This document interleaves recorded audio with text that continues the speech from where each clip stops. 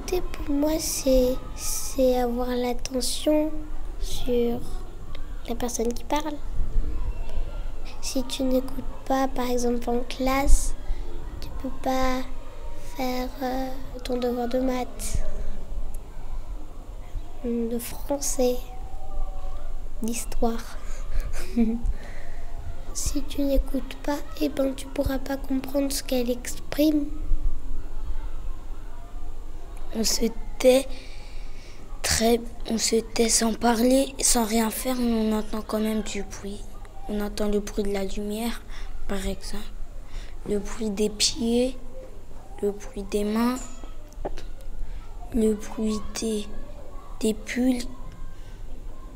Et ce que Nono expliquait, c'est qu'il y avait un silence dans lequel on sortait de soi-même pour prêter attention au monde extérieur. Et ça, c'était le vrai silence. Et il expliquait que c'était un silence qui était très, très difficile à obtenir et très rare. Oui, c'est difficile d'écouter parce que, je sais pas trop comment expliquer.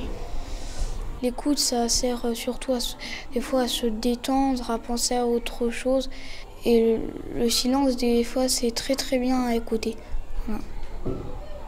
Je vais vous montrer une toile de Mark Rothko. Quand on se retrouve devant ces toiles, on a l'impression que la toile, elle est vivante, que la couleur, elle est vivante, que la couleur, il y a quelque chose qui... Vous voyez, un peu comme un cœur qui bat. Et c'est un peu la même chose avec ces couleurs, c'est-à-dire qu'on les regarde et il y a quelque chose qui frémit.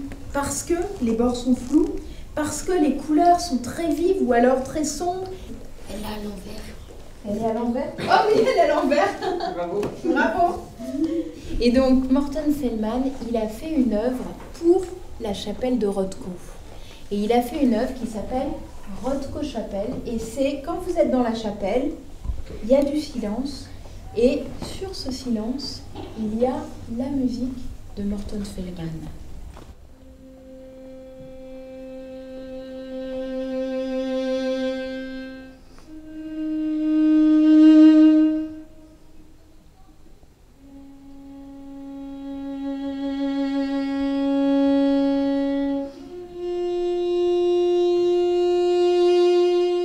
Des fois, t'entends